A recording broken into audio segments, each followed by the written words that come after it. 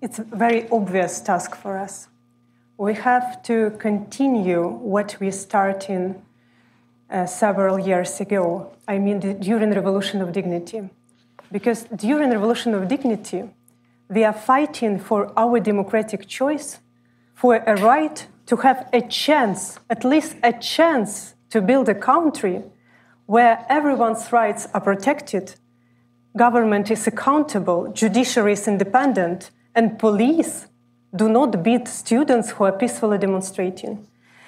And then, when we win and obtain a new task for ourselves, because now we have to do it, and Ukraine obtained a chance to provide a quick democratic transformation after the collapse of authoritarian regime, Putin started this war in 2014 with occupation of Crimea and hybrid war in the Donbass.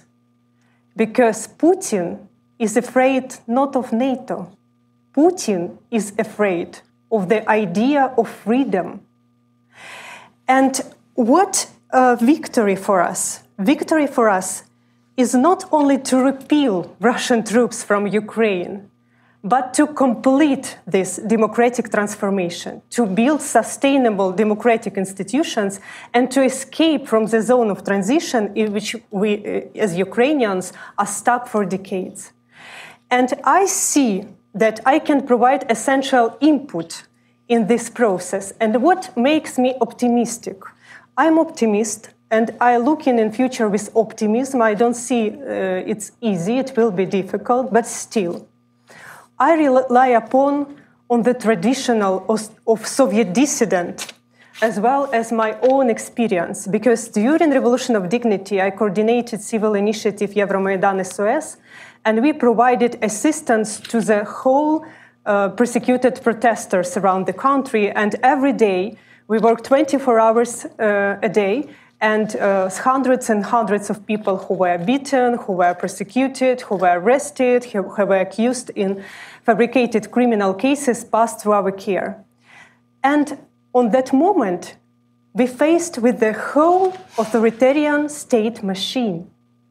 Like paramilitary group Titushki cooperate with prosecutors, prosecutors cooperate with judges, the president, the government, the majority of parliament were against peaceful protests. They tried to liquidate us, even physically. And in this situation, it was very easy to say, okay, what I can do as a human rights lawyer? The law does not exist at all, and stop fighting. But because our lawyers and our volunteers fight very honestly for each person, for each protesters, for each procedural measures, we started to work not on a legal level, but on symbolical level. What do I mean?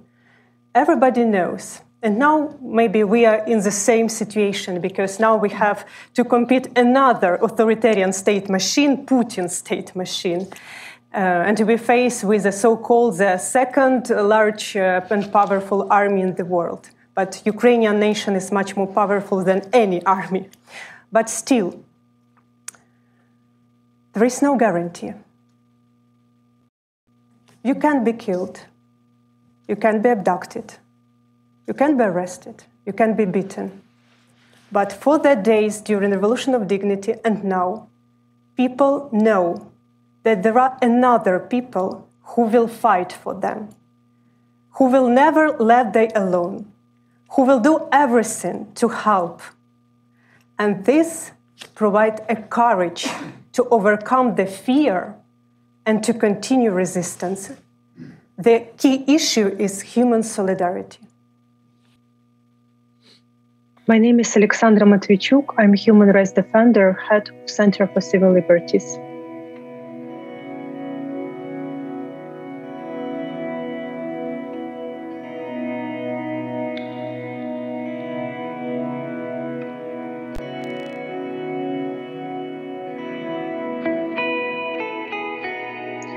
When the full-scale Russian invasion began in February, Center for Civil Liberties restored our initiative Euromaidan SOS, which we created during the Revolution of Dignity. We brought up several hundreds of volunteers who work on different directions. One of them is documenting war crimes.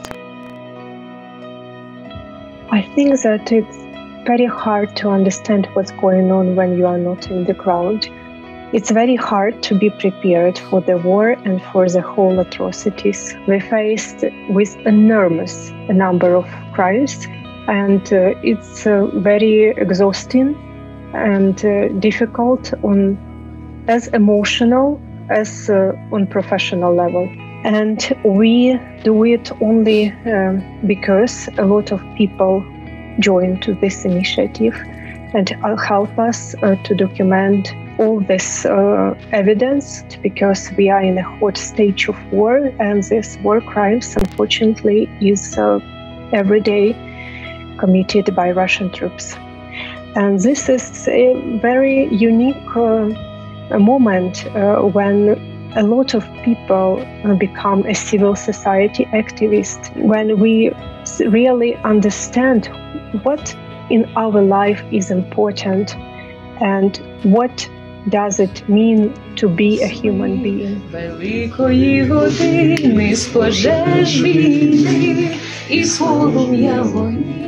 I have never wished any nation to go through the war and have our experience, but this dramatic time provides opportunity for Ukrainian people to express their best features and to be better than we are.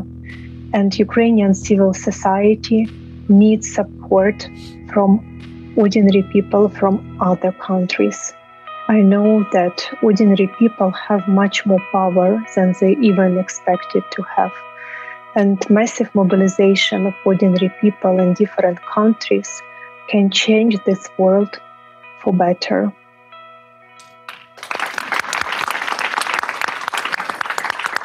It's now my pleasure to ask Olександра to join me on the stage, and it's my honor to present to you the Center for Civil Liberties and National Endowment for Democracy 2022 Democracy Award.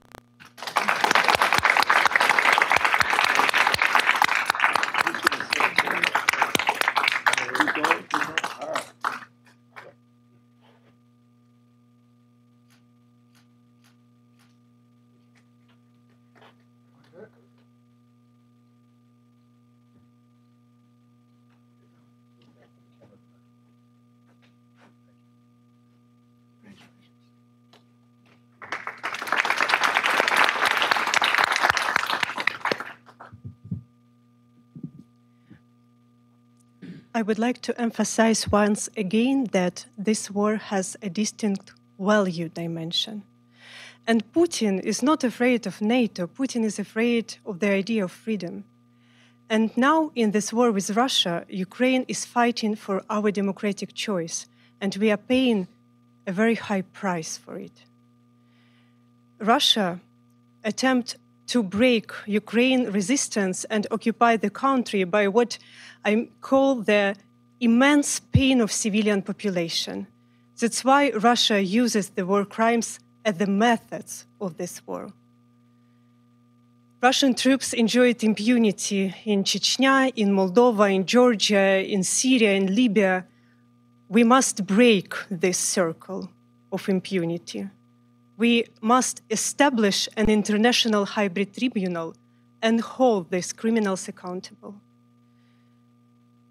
Freedom and human dignity have always come first for Ukrainians, and we will defend our country, our people, our freedom, and our human dignity. And we also understand our historical responsibility, because if we will not be able to stop Putin in Ukraine, he will go further. So we will continue to defend the values of the free world. And with the support of the free world, we will win. Thank you.